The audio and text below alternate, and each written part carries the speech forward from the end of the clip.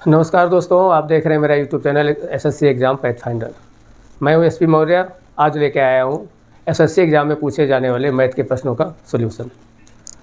आज से हम एक नई श्रृंखला या नई सीरीज शुरू कर रहे हैं जिसमें पिछले साल एसएससी सीजीएल लेवल में पूछे गए मैथ के प्रश्नों को हल करवाएंगे।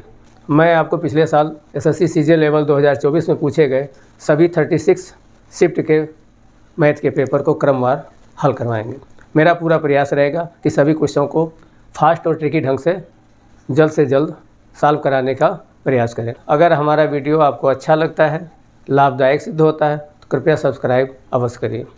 चलिए शुरू करते हैं आज का टॉपिक, मैथ का पहला सेट 9 सितंबर 2024 का फर्स्ट शिफ्ट का मैथ पेपर। निम्नलिखित में कौन सा कथन या निष्कर्ष निकालने के लिए पर्याप्त है कि दो त्रिभुज सर्वांगसम है। दो त्रिभुज तभी सर्वांगसम होते हैं या तो उनकी तीनों भुजाएं बराबर हों, या दो भुजाएं एक एंगल सामने का एक एंगल बराबर हो, या एक भुजा सामने के दो एंगल बराबर हो।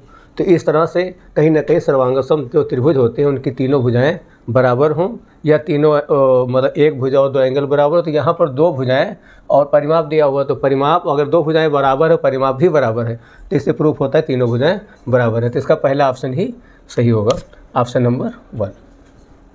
अगला क्वेश्चन है, भरण पाइप Q से 21 गुना तेज है। यदि Q एक टंकी को 110 मिनट में भरता है। यहाँ पर ये ध्यान देना है, Q एक टंकी को 110 मिनट में भरता है और P जो है Q की अपेक्षा 21 गुना तेज है। तो P कितने दिन में भरेगा, यानी P का जो काम है इससे 21 गुना तेज है। तो एक Q 110 मिनट में भरता है तो P 21 Q के बराबर भरेगा। तो इसको हम क्या करते हैं, दोनों को ऐड कर देते हैं, तो ये हो जाता है 22 Q। तो 22 Q कितनी समय में भरेगा। तो यहाँ पर देखना है कि Q अकेला Q 110 मिनट में, तो 22 Q 110/22 मिनट में काटेंगे तो 5 मिनट आ जाएगा, आंसर 4 होगा। अगला क्वेश्चन है, यदि कोसेक थीटा बराबर 5/3 हो तो cos square sec square theta -1 into cot square theta into 1 plus cot square theta की वैल्यू क्या होगी। तो यहाँ पर ये ध्यान देना है कि कोसेक थीटा बराबर 5/3 दिया हुआ है। ट्रिग्नोमेट्री में आइडेंटिटी होती है, उसमें से एक दूसरी आइडेंटिटी एक ये होती है, sec square theta -1 equal to होता है tan स्क्वायर थीटा। एक और होता है कोसेक स्क्वायर थीटा बराबर 1 प्लस कॉट स्क्वायर थीटा। तो यहाँ पर इसकी जगह हम tan स्क्वायर थीटा और इसकी जगह पर हम 1 प्लस कॉट स्क्वायर थीटा की जगह हम कोसेक स्क्वायर थीटा यूज करेंगे। तो यहाँ पर हो जाएगा, इसकी वैल्यू जो हो जाएगी सेक स्क्वायर थीटा -1 की जगह पर आ जाएगा tan स्क्वायर थीटा गुणे कॉट स्क्वायर थीटा को वैसे लिखा रहने देंगे, कॉट स्क्वायर थीटा गुणे 1 प्लस कॉट स्क्वायर थीटा की जगह कोसेक स्क्वायर थीटा हो जाएगा, ये कोसेक स्क्वायर थीटा। यहाँ पर ये भी पता है कि tan square theta cot square theta एक दूसरे के अपोजिट होते हैं, यानी tan स्क्वायर थीटा बराबर 1/कॉट स्क्वायर थीटा। तो ये आपस में कैंसिल आउट हो जाएंगे, बचेगा केवल कोसेक स्क्वायर थीटा। और कोसेक थीटा का वैल्यू 5/3 दिया है तो उसका स्क्वायर कर देंगे, 5/3 का स्क्वायर, इसका मतलब 25/9। तो आपका आंसर ये पहला सही होगा। आइए नेक्स्ट क्वेश्चन। पूछा गया कि पंसारी लागत मूल्य पर चावल बेचने का दावा करता है लेकिन 1 किलोग्राम के लिए 870 ग्राम बाँट का यूज करता है और उसका लाभ प्रतिशत 2 स्थानों तो गया थी। तो यहाँ पर ये पता है कि 1 किलोग्राम का मतलब 1000 ग्राम, 1000 ग्राम उसको देना था, उसकी जगह पर कितना दे देता है, 870 ग्राम तोल देता है। इसका मतलब प्रत्येक 1 किलो पर 130 ग्राम की बचत करता है। अगर 130 ग्राम की बचत करता है, कितने पर 130 ग्राम की बचत करता है, 870 पर। तो ये तो एक रेशियो हो गया। अगर इसको परसेंटेज में निकालना है तो केवल 100 से मल्टीप्लाई कर देंगे। यहाँ पर ये 0 तो 0 से कैंसिल आउट हो जाएगा, रियल में ये 1300/87 होगा। ये 1 बार में तो जाएगा ही। और अगर 87 है, इसको अगर हाफ या इसको डेढ़ किया जाएगा तो ये आ जाएगा करीब 7 का डेढ़, यानी 130 से थोड़ा ऊपर आएगा। इसका मतलब ये 5 बार नहीं जाएगा, तो 5 बार नहीं जाएगा तो 4 बार जाएगा, 4 बार जाएगा समथिंग 14 समथिंग कुछ आएगा, 5 के करीब करीब। इस प्रकार से आंसर आपका आता है थर्ड वाला। ये गेस के हिसाब से हो गया। अगर आप कैलकुलेशन करेंगे तो पूरा हूबहू 0.94 तक ये आ जाएगा, सो कैलकुलेशन करने। नेक्स्ट क्वेश्चन एक टेबल में है, इसमें पूछा गया है तालिका में PQR में कुल उपस्थित उम्मीदवारों और उपस्थित उम्मीदवारों की संख्या को दर्शाता है। ये P है, Q है, R है, यहाँ कुल है, यहाँ उपस्थित, कुल और उपस्थित, यानी अनुपस्थित नहीं है, जो कुल में से घटाने के बाद पता चलेगा। तालिका का अध्ययन करना है और कुल केंद्र के आवेदन करने वाले उम्मीदवारों को दर्शाता है। उपस्थित उम्मीदवारों को ठीक है। किस वर्ष में सभी केंद्रों में अनुपस्थित रहने वालों की संख्या दूसरी सबसे अधिक है? यहाँ पर अनुपस्थित रहने वालों की संख्या पता करना है। तो अगर हम कुल 45 से 42 घटाएंगे तो यहाँ 3 बचेगा, 56 से 45 11 और 55 से 50 5, तो 11 3 14 5 19, इसमें ये 19 अनुपस्थित हैं। यहाँ पर 5, यहाँ पर 20 25 हो जाएगा, यहाँ पर फिर 5 ये 30 हो जाएगा, इसमें जो है 30 अनुपस्थित हैं। 18 में 50 से 45 75 से, ठीक है।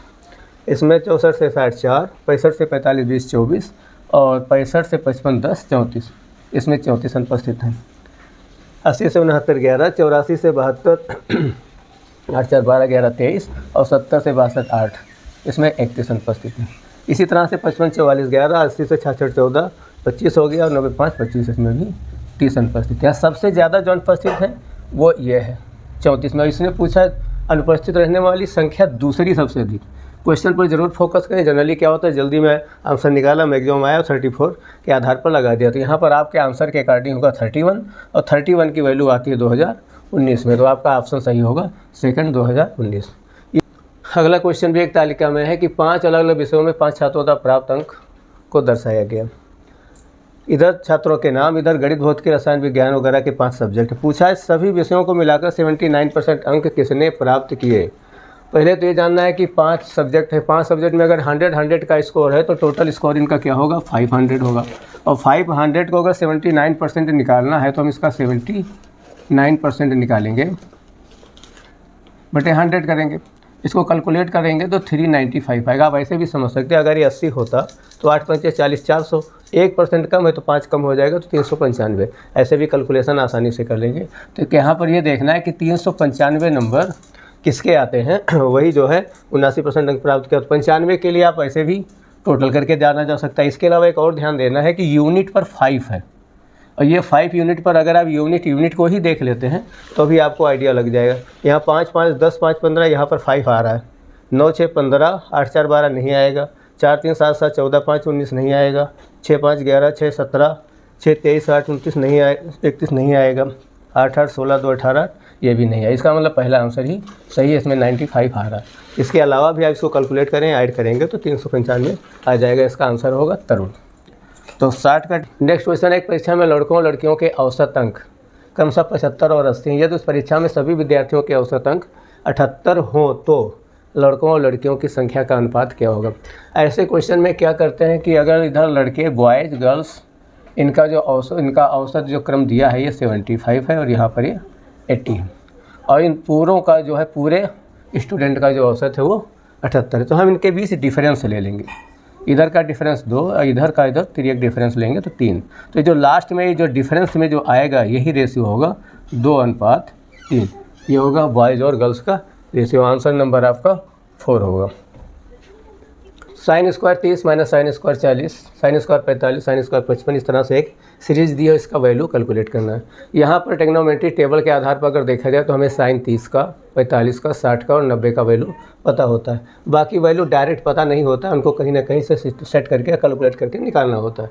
तो हम साइन 30 का वैल्यू निकाल लेंगे, 45 का मालूम है रख देंगे, 45 और एक बार है, साइन 60 का वैल्यू पता है, इसका हम वैल्यू रख देंगे। क्या नहीं पता वो यहाँ ध्यान देना है कि 40 55 35 50। एक बात ध्यान देना है कि कम्प्लीमेंट्री जो एंगल होता है वो 90 के पार्ट होते हैं। कम्प्लीमेंट्री का मतलब 45 + 45 या 30 + 60 या फिर कुछ और भी, जैसे 40 + 50, 35 + 55, जैसा कि यहाँ क्वेश्चन में आया है। इस तरह से ये जो 2 एंगल हैं इनको अगर ऐड किया तो 90 होते हैं, 90 के कम्प्लीमेंट। ट्रिग्नोमेट्री में एक रूल होता है कि साइन 90 माइनस थीटा ये वैल्यू हो जाती है cos थीटा की। यहाँ पर कहने का मतलब ये है कि अगर हम 40, यहाँ पर अगर ये एक वैल्यू यहाँ पर दी है साइन 40, कहाँ पर दिया हुआ है ये साइन 40 की वैल्यू को अगर हम चाहें तो ऐसे भी लिख सकते हैं साइन 90 माइनस 50, क्योंकि 90 माइनस 50 40 के बराबर होता है, और साइन 90 माइनस 50 इस रूल से जाएंगे तो cos थीटा हो जाता है। इसका मतलब ये हो जाएगा cos 50। तो ये साइन 40 को हम cos 50 लिख सकते हैं। तो यहाँ पर यही जानना है कि साइन स्क्वायर 40 है, इसको हम cos स्क्वायर 50 लिख सकते हैं। इसी तरह से यहाँ पर एक है साइन स्क्वायर 55, ये 55 35 का पूरक है, तो इसको भी हम इसी तरह से कास स्क्वायर 35 लिख सकते हैं इसको। अब यहाँ पर ध्यान ये देना है कि ये माइनस का है तो कास स्क्वायर 50 माइनस का होगा, माइनस का कास स्क्वायर 50 माइनस का साइन स्क्वायर 50। अगर हम इसमें माइनस कामन ले लेंगे तो ये हो जाएगा cos square 50 plus sine square 50, जो एक रूल है cos square theta plus sine square theta बराबर 1। तो ये दोनों मिल करके 1 बन जाएंगे,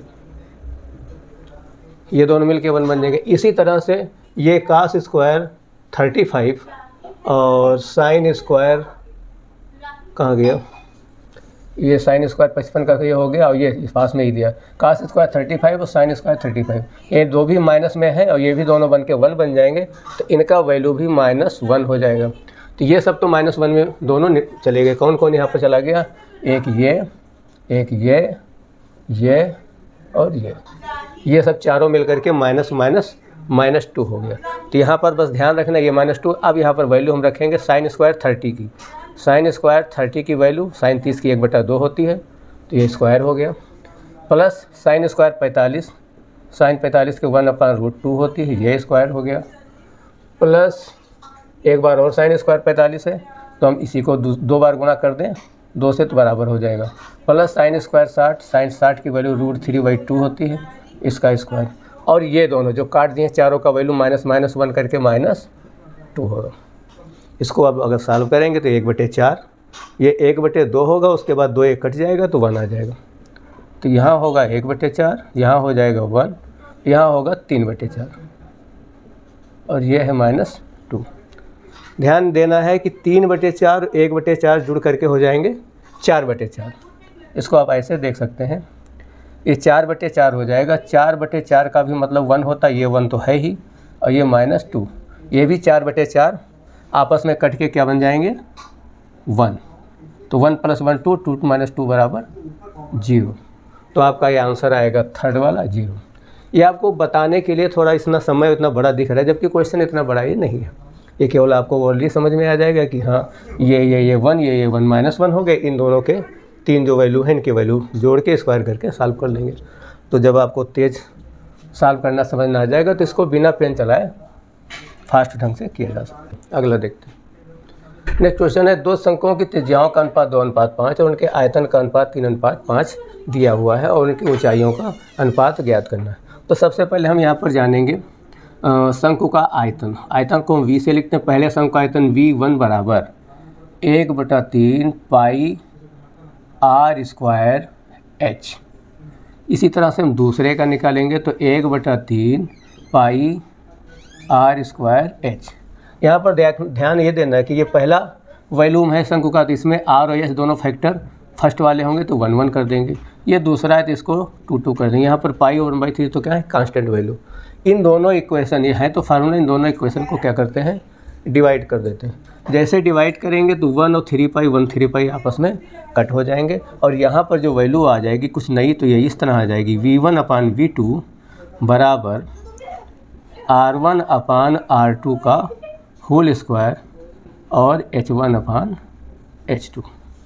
अब हमें क्या क्या पता है, आयतनों का अनुपात पता है 3/5, तो हम यहाँ पर 3/5 लिख देंगे बराबर त्रिज्याओं का अनुपात 2/5 यह है, तो यहाँ हम 2/5 का स्क्वायर लिख देंगे बराबर तो गुणे और h1/h2 यही हमको पता करना है।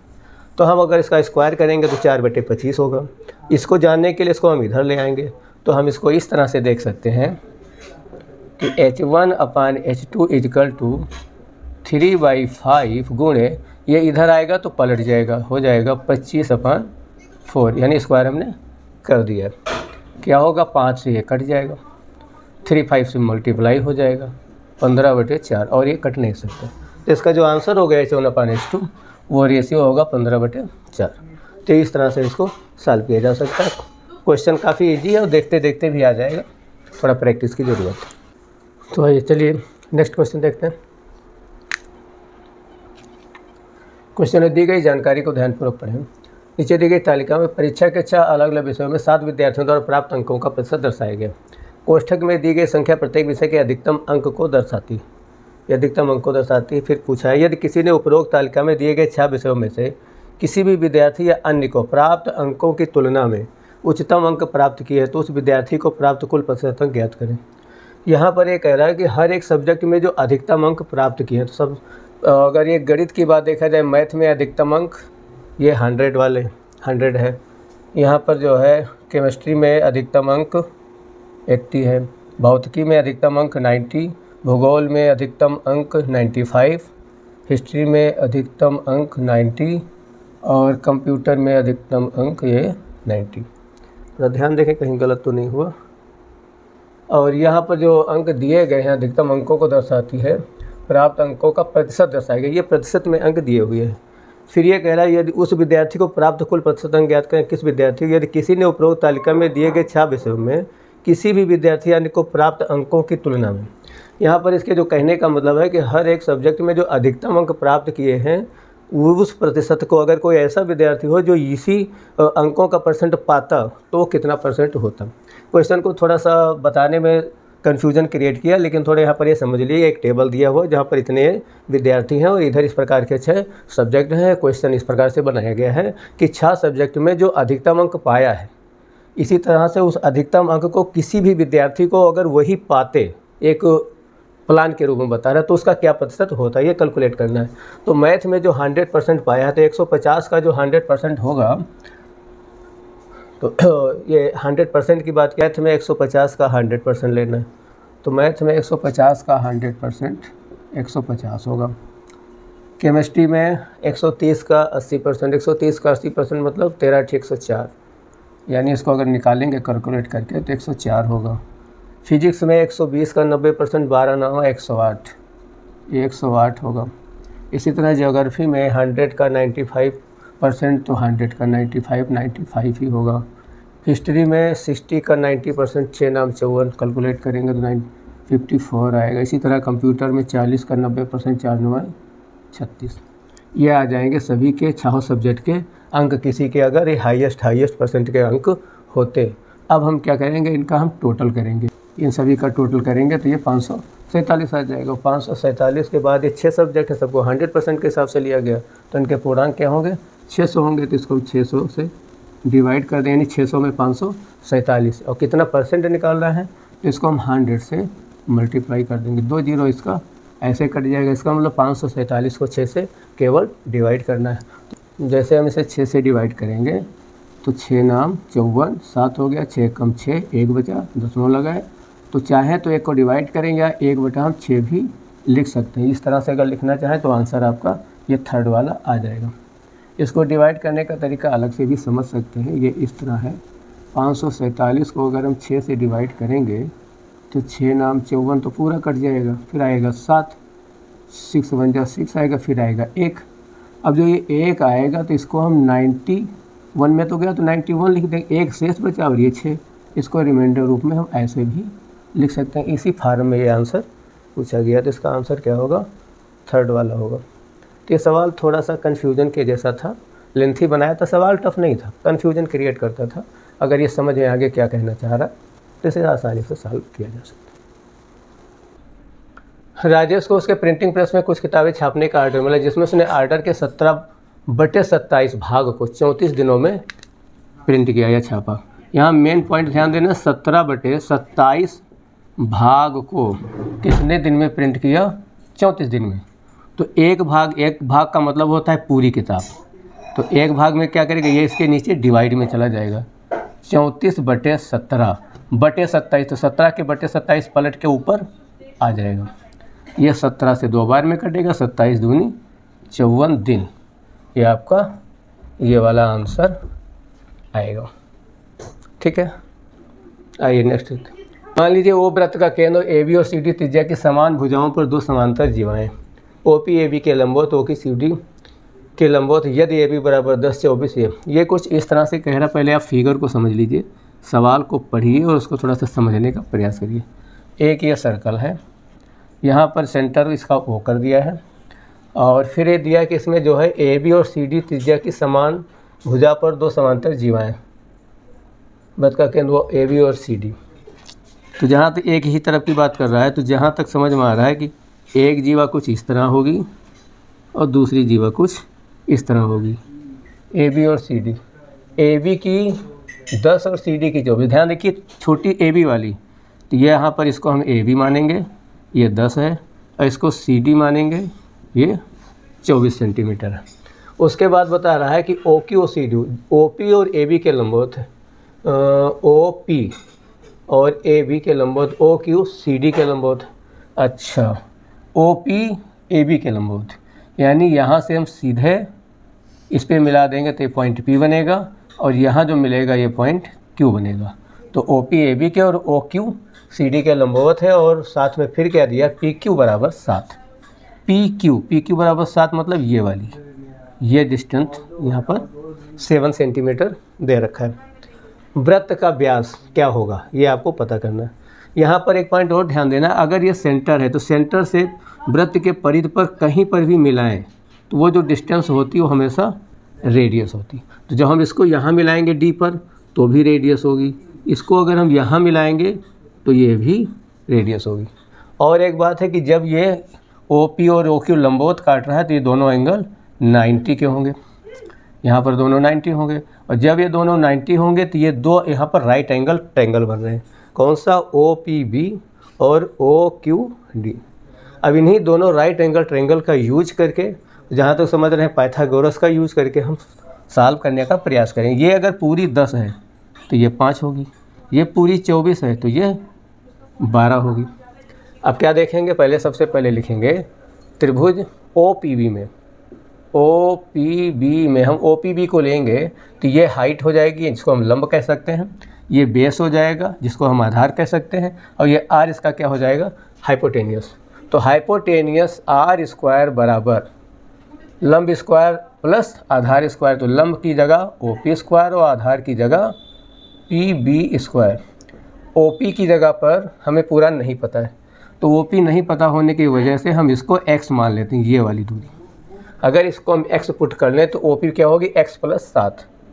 तो यहाँ पर वैल्यू हम रखेंगे x + 7 का स्क्वायर, और पी बी है 5 का स्क्वायर, और ये है r मालूम नहीं। ये आपका हो जाएगा एक प्रकार से फर्स्ट इक्वेशन। इसी तरह से दूसरा त्रिभुज क्या है, ओ क्यू डी में, ओ क्यू डी में यहाँ भी इसी तरह से हम हाइपोटेनियस आर को निकालेंगे। आर स्क्वायर बराबर यह हो जाएगा O Q square plus Q D square, O Q square plus Q D square, और ओ क्यू यहाँ पर एक्स स्क्वायर है जो पुट किया हुआ है, और क्यू डी यहाँ पर 12 का स्क्वायर, और ये क्या है, आर का स्क्वायर। Equation number 2। अगर समीकरण 1 और 2 को देखा जाए तो दोनों में आर स्क्वायर के ही इक्वल है, तो क्यों ना हम इन दोनों को आर की जगह रख करके ये दोनों को बराबर कर सकते हैं। तो दोनों समीकरण के अकॉर्डिंग हम क्या देख सकते हैं कि x + 7 का होल स्क्वायर प्लस 25 यानी स्क्वायर कर दिया बराबर होगा x स्क्वायर प्लस 144, यानी हमने इसका भी स्क्वायर कर दिया। अब इसको अगर हम a + b के रूल पर खोलेंगे तो हो जाएगा x square plus 14x plus 49, और ये 25 + 7 में है ही। इधर इसी तरह से x स्क्वायर प्लस 144, दोनों तरफ x स्क्वायर प्लस में है, कट जाएगा। अब क्या बचता है, 144 उधर है, ये 49 25 जा कर के उधर माइनस हो जाएंगे, और ये 14x इधर लिखा हुआ है, तो हम सीधे यहाँ पर कहेंगे 14x बराबर, ये उधर ले जाके माइनस करेंगे तो आ जाएगा 70, क्योंकि 144 से 49 को घटाएंगे तो 95, 95 से 25 जाएगा तो 70। आप कैलकुलेशन फास्ट करना सीखें। तो 14x बराबर 70, तो x बराबर कितना आ जाएगा, x बराबर 14 × 5 = 70, यानी 5 सेंटीमीटर। 14 × 5, तो अगर x बराबर 5 सेंटीमीटर आ गया तो किसी में भी वैल्यू हम रख सकते हैं, सिंपल वाले में रख देते हैं। तो x बराबर यहाँ 5 का मतलब 5 25, 12 का मतलब 144, 25 144 169, 169 वैल्यू किसका हो जाएगा, 13 का स्क्वायर। इससे r पता चल जाएगा, r बराबर 13 सेंटीमीटर। या ट्रिपलेट आपको याद हो तो ट्रिपलेट में भी आप जान सकते हैं कि 5, 12 और 13 होता है। यहाँ 5 और 12 दो वैल्यू है ही, तो 13 ऑटोमेटिक होगा। इससे r की वैल्यू जो होगी ये 13 होगी। लेकिन ये फिर ध्यान रखना है, क्वेश्चन में वृत्त का व्यास पूछा है, आंसर 13 भी दे रखा है, ये गलती हो सकती है, इसलिए ध्यान दीजिए। व्यास उसका दुगना होता है, तो ऑप्शन आपका 26 राइट होगा। ज़्यादातर क्वेश्चन सॉल्व करने के बाद इतना सही आंसर आने के बाद और 13 लगा के निकल आएंगे, जो कि आपका आंसर गलत हो जाएगा। क्लियर? आइए अगला क्वेश्चन देखें। यह एक व्यंजक का एक क्वेश्चन दिया हुआ है 88 को 8 से भाग किया हुआ है बोर्ड मास के स्टाइल में, और इसको के का मान यहाँ पर सॉल्व करना है। तो जैसे कि बोर्ड मास में सबसे पहले हम क्या करते हैं, डिवाइड। तो 88 को 8 से डिवाइड करेंगे, 11 आ जाएगा। यहाँ पर इंटू के है तो के रहेगा, माइनस मल्टीप्लाई करेंगे 3 3 9। इसके बाद नीचे क्या है, 6 का स्क्वायर करेंगे 36, 7 बचे 35, 36 से 35 माइनस हो जाएगा तो 1 बचेगा। इधर के का के स्क्वायर पूरा रहेगा और बराबर क्या हुआ 1। इसको पूरी वैल्यू उधर ले जाते हैं तो इधर हो जाएगा 11 के माइनस 9 इजकल टू 1 प्लस के स्क्वायर। सब एक तरफ कर लेते, ये भी सब ले जाके उधर कर लेते तो इक्वेशन कुछ इस तरह से बन जाएगा, और ये उधर जाके प्लस तो इधर आके माइनस बराबर 0। एक प्रकार से जो है द्विघाती समीकरण के रूप में बन गया। इसको हम -10 और के करके इसको सॉल्व करेंगे तो के की वैल्यू 1 और 10, ऑप्शन नंबर पहला सही होगा। फिर भी अगर आप करना चाहें तो देख लीजिए, इस तरह से होगा के स्क्वायर माइनस 10 के माइनस 10 बराबर 0। इसमें के कॉमन लेंगे, के माइनस 10, इसमें -1 कॉमन लेंगे। एक मिनट, -9 उधर जाता तो प्लस होता, सॉरी भाई तुमको गलती कहाँ से हो गई। हाँ, तो इधर -1 कॉमन लेंगे तो के माइनस 10 बराबर 0। इससे आ जाएगा के माइनस 10 एक ब्रैकेट में और के माइनस 1 एक ब्रैकेट में 0। अगर इसको बराबर 0 रखेंगे तो के बराबर 10, इसको बराबर 0 रखेंगे तो के बराबर 1। इसलिए आंसर क्या सही होगा 1 और 10। ठीक। अगला क्वेश्चन, एसएससी में जो क्वेश्चन पूछे जाते हैं 25 क्वेश्चन में सभी क्वेश्चन टफ नहीं होते हैं। 25 प्रश्नों में से मुश्किल से 4 या 5 ही सवाल जो होते हैं थोड़ा टफ और लगाने लायक टिपिकल होते हैं। बाकी सवाल को अगर आपकी प्रैक्टिस ठीक से है तो देखते ही देखते उनके आंसर को निकाल लेंगे, समझ जाएंगे। ये देख, समबाहु त्रिभुज के 2 भुजाओं का योग 16 है। तो जब समबाहु त्रिभुज में तीनों भुजाएं बराबर होती हैं, 2 भुजाओं का 16 तो एक भुजा क्या हुई 8, यानी प्रत्येक भुजा 8।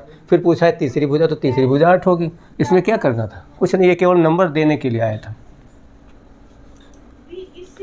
अगला है सरल करने के लिए। यहाँ पर ये ध्यान रखना है कि ऊपर एक व्यंजक इस तरह का दिया हुआ, इसको x² - 25 से डिवाइड करना है। यहाँ पर ये दिया है, आपको एक आइडेंटिटी पता है कि a² - b² इक्वल टू होता है a - b और a + b। इसको अगर यूज करते हैं x² - 25 जो है वो क्या हो जाएगा x - 5 और x + 5। हम इसकी बात कर रहे हैं इसके। तो अगर ये हो जाएगा तो x - 5 ऊपर है, या इससे कट जाएगा, तो यहाँ पर केवल बचेगा x + 5 इसकी जगह पर। तो x + 5 से पूरे इक्वेशन को डिवाइड करना है। तो यहाँ पर हम इस तरह से डिवाइड करने का प्रयास करते हैं। x + 5 जैसे डिवाइड किया जाता है नंबरों को, संख्याओं को, उसी तरह से इसको भी किया जा सकता है, थोड़ा सा अलग है।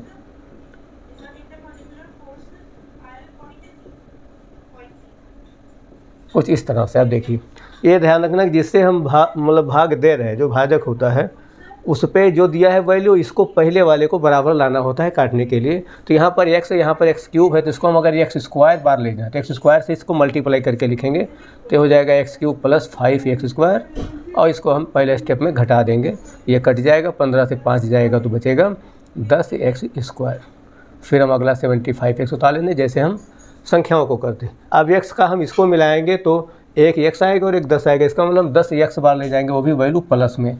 तो 10x से मल्टीप्लाई करेंगे तो ये 10x² हो जाएगा और प्लस 10 बचे 50x हो जाएगा। इसको घटा लेंगे तो ये फिर यहाँ कट जाएगा, 75 से जाएगा तो ये 25x बचेगा। 25x के बाद 125 उतार लेंगे। यहाँ आप ध्यान रखना है कि इसको 25 बार ले जाएंगे तो ऑटोमेटिक x आ जाएगा, तो हम प्लस यहाँ 25 करेंगे और 25 से इसको मल्टीप्लाई करेंगे तो 25x + 5 × 5 = 125, और दोनों पूरे कट जाएंगे। तो आपकी वैल्यू आएगी x² 10x + 25, option number x पे। ये तो हमने आपको सॉल्व करके दिखाया कैसे भाग करते हैं, नहीं तो आप यहाँ पर देखते ही आप समझ सकते थे कि ये क्यूब है, ये 1 है तो स्क्वायर आएगा, ये 5 एक कट के जाएगा, 10 है तो इसका अगला 10 आएगा, 25 5 से जाता है तो 25 ही आएगा, वो भी गेस किया जाएगा। जब आप सवाल लगाना जानते हैं तो उसको गेस कर लेंगे। नेक्स्ट क्वेश्चन है cos² 29 + cos² 61 का वैल्यू। अभी हमने बताया था कि cos 90 - थीटा, जैसे साइन का बताया था वैसे इसका भी होता है sin थीटा। अगर हम cos 29 को इस वाली आइडेंटिटी का यूज करें तो इसको हम लिख सकते हैं cos² 90 - 61 यानी 90 से 61 घटाएंगे तो 29 आ जाएगा, प्लस कास स्क्वायर 61, उसको ऐसे रहने देते हैं। ये कास 90 माइनस थीटा साइन थीटा हो जाएगा, तो ये हो जाएगा साइन स्क्वायर 61, और इधर कास स्क्वायर 61 ऑलरेडी है। Sine square theta plus cos square theta के फॉर्म में आ गया, जिसका वैल्यू होता है 1। Option number 3। ठीक है, अगला फिर क्वेश्चन उसी तरह आ गया। ए स्क्वायर माइनस बी स्क्वायर के फॉर्म में लिखेंगे तो एक्स प्लस 3 और ये एक्स माइनस 3 आ जाएगा, और ये एक्स प्लस 3 से कट जाएगा, केवल एक्स माइनस 3 बचेगा। ये क्या है, ये केवल पेपर में आपको नंबर दिलाने के लिए ही दिया। किसी भी एग्ज़ाम में पूरे क्वेश्चन हार्ड नहीं होते हैं। एग्ज़ाम को बीट करने या हायर नंबर लाने के लिए लास्ट में 4-5 नंबर ही टफ होते हैं, 4-5 क्वेश्चन ही टफ होते हैं। इसलिए पकड़ अच्छी बनानी हो तो बाकी तो प्रैक्टिस पे लग ही जाते हैं। 22 सेंटीमीटर 10 इंच त्रिज्या वाले दो वृत्तों के केंद्रों के बीच की दूरी 37 सेंटीमीटर है। एक कुछ इस तरह से बड़ा है और एक इस तरह से छोटा है, आपस में टच नहीं क्योंकि दूरी 37 बता दिया है, और शायद इनकी 22 और 10 32 होता है, इनके बीच दूरी क्या है 37। इसका मतलब अगर ये इसका सेंटर है तो यहाँ से ये 22 हो गया और यहाँ से ये 10 हो गया, तो 32 हो गया, और 37 बताया तो ये वाला हिस्सा 5 हो जाएगा। इसके बाद एक और क्या करना है कि जहाँ पर ये स्पर्श रेखाएं छूती हैं कुछ इस तरह, वहाँ पर ये हमेशा ये जो रेडियस होती है 90 का एंगल बनाती है। कितने का एंगल ये बनाती है, ये 90 का एंगल बनाती है। तो ये 90 हो जाएगा, और ये इसमें क्या होगी, ये वाली जो साइड होगी इसको यम क्यू नाम दिया है, ये वाली छोटी होगी, ये अपेक्षाकृत बड़ी। अगर ये 10 सेंटीमीटर, इस 10 को हम इधर भी 10 से काट लें, ये वाली 10 का मतलब ये भी 10 है, इधर भी 10 से काट ले, थोड़ा सा एकदम स्पष्ट फिगर नहीं बना है, तो ये कुछ इस तरह का हो जाएगा, यानी एक प्रकार का रेक्टेंगल हो जाएगा। इसको आप ऐसे समझ सकते हैं।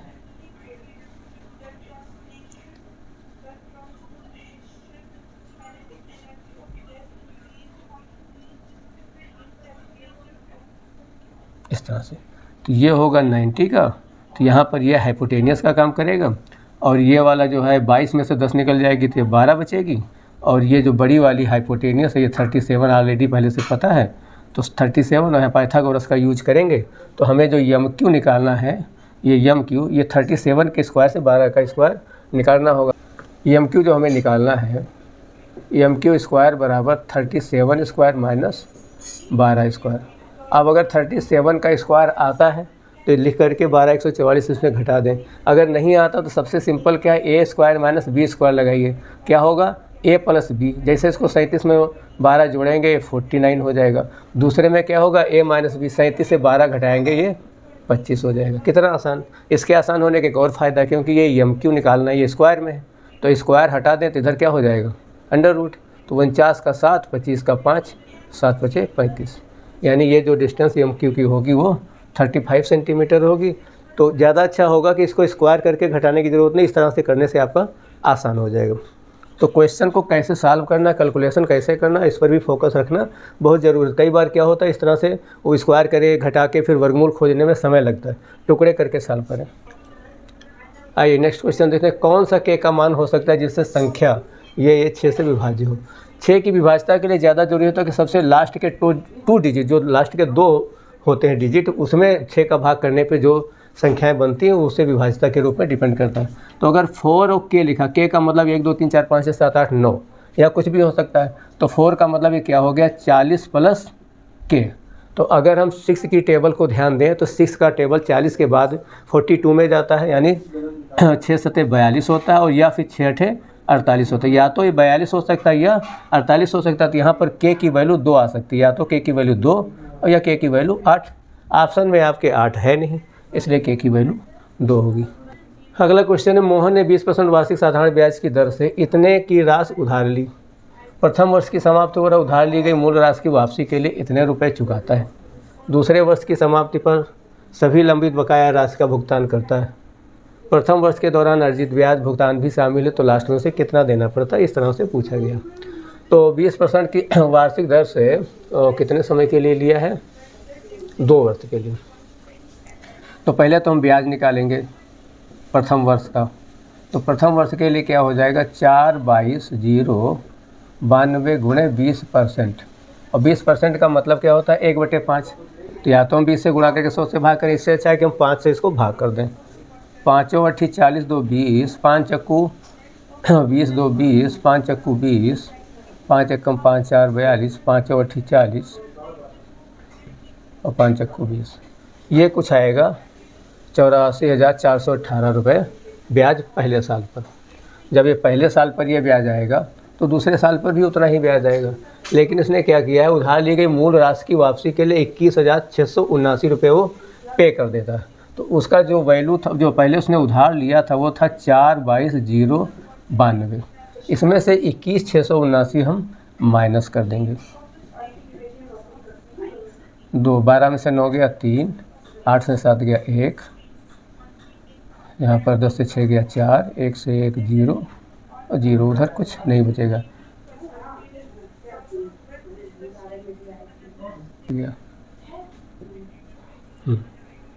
यहाँ पर थोड़ा सा मिस्टेक हो गया था। अब इसको भाग करेंगे तो हो जाएगा, और 5 × 40 तो 1 0 और इसमें बढ़ जाएगा। ठीक, ये इसका आ जाएगा दूसरे वर्ष का ब्याज। तो एक ब्याज ये और बाकी उसका मूलधन ये, इन तीनों अमाउंट को ऐड करना होगा। तो ये इतना तो दे ही चुका, तो ये देना है 400,413। इसके बाद पहला ब्याज 84,418,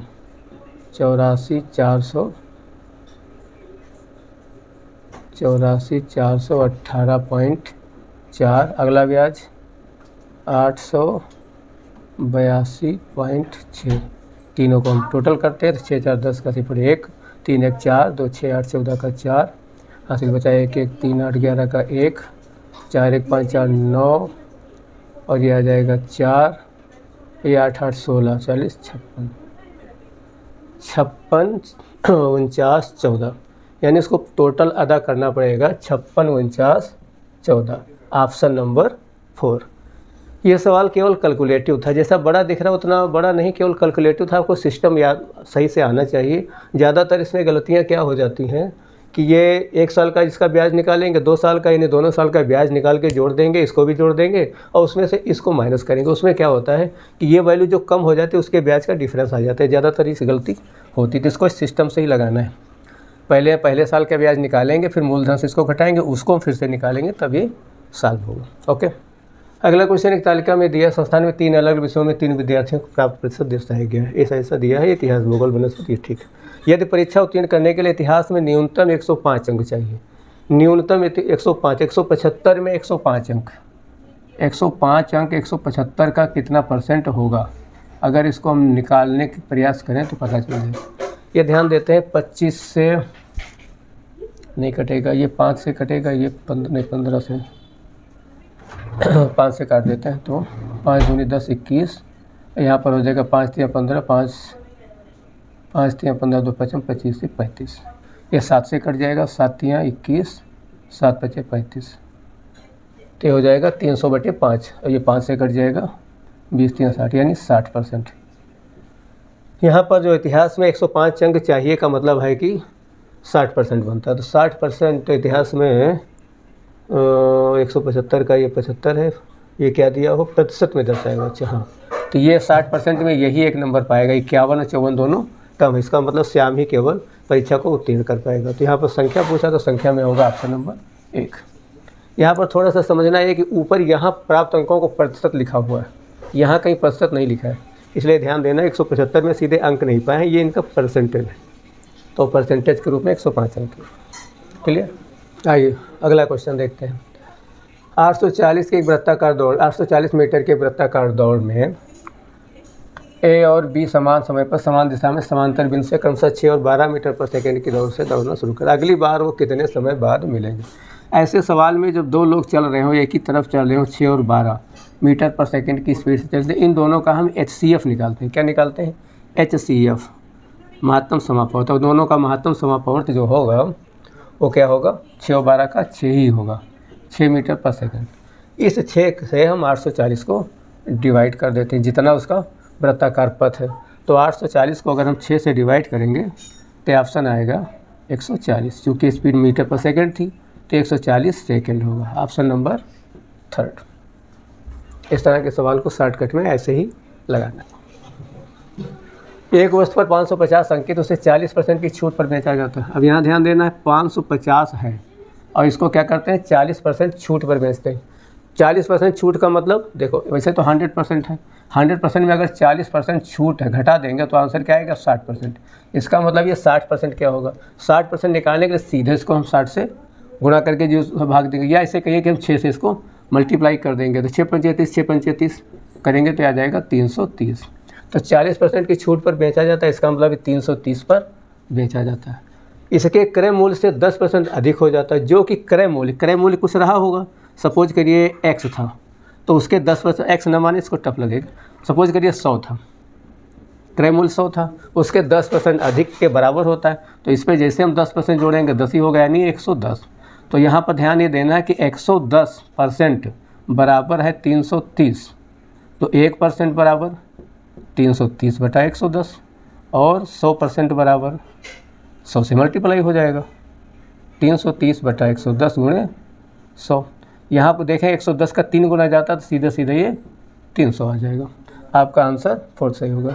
ये केवल आपको बताने के लिए, क्या हम तो यहाँ से ही देख कर जान गए थे, तो 300 का 10% 30 ही होता है, तो 110% खुद ही है, तो इसका मतलब 300 आंसर होगा।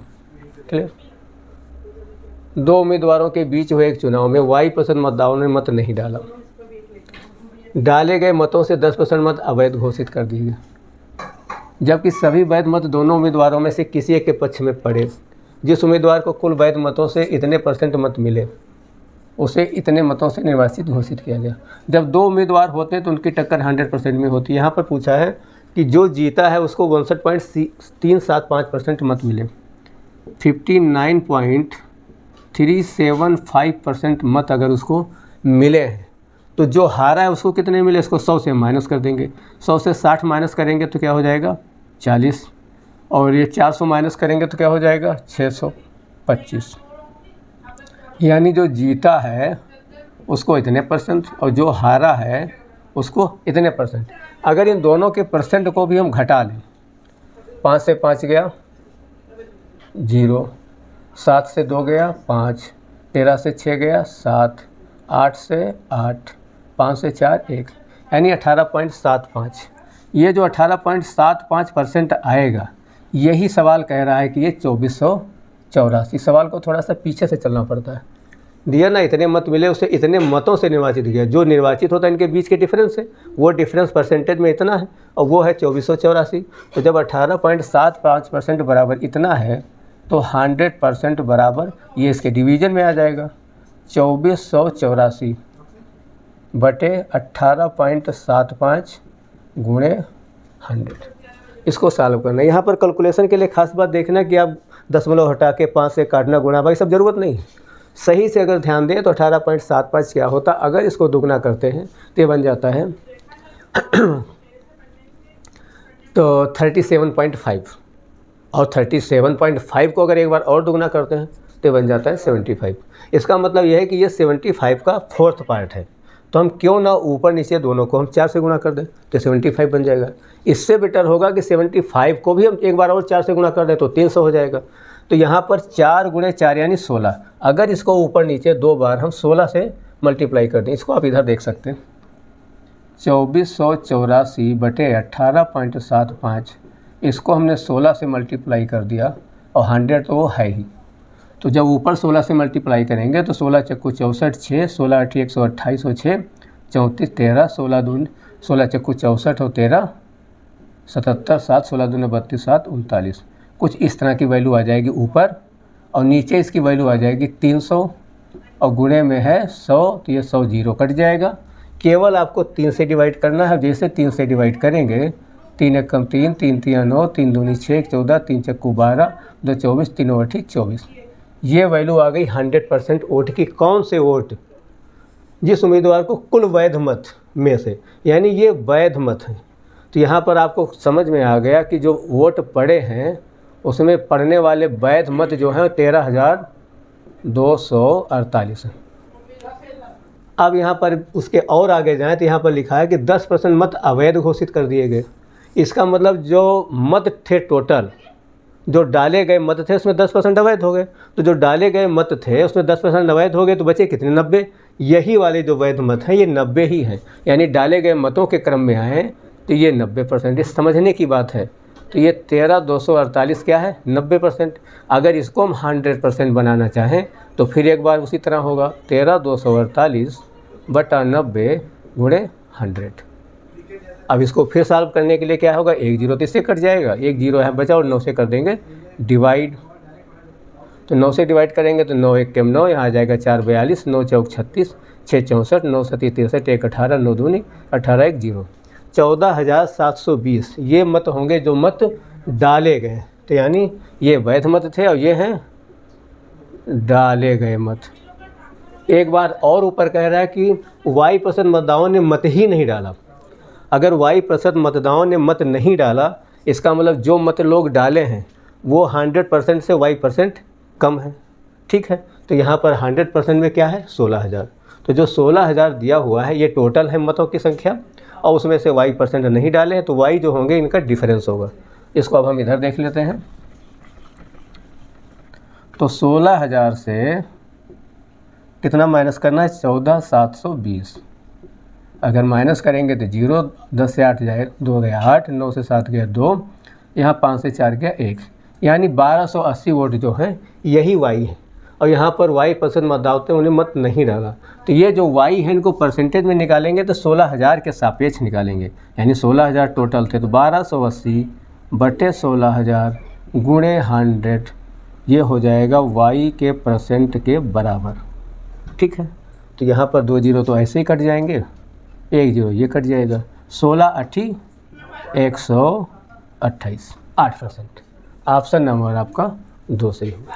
रियल में परीक्षा में लगाने लायक सवाल यही है जो कि वहाँ आसानी से नहीं लगेगा। इसको थोड़ा ध्यान दें, एक प्रकार से एडवांस के हिसाब से क्वेश्चन इसमें डाल दिया। तो हमने कहा था कि क्वेश्चन जो है परीक्षा में केवल 2 4 या 4 5 ही टफ होते हैं, बाकी तो सिंपल होते हैं। तो यह रहा आज का हमारा पहला सेट। हमारा वीडियो आपको कैसा लगा और पढ़ाने का तरीका अगर आपको पसंद आया हो तो कृपया सब्सक्राइब अवश्य करें और दोस्तों को शेयर करें। अगर किसी तरह से कोई चीज़ जानकारी हो या किसी तरह कुछ भी कमियां हो तो आप कमेंट अवश्य करें, जिससे हम इसको और आगे सुधार करेंगे। हमारा प्रयास रहेगा कि रेगुलर वे में न रोज़ तो कम से कम एक दूसरे दिन एक सेट आपके सामने अवश्य सॉल्व करके देते हैं। धन्यवाद।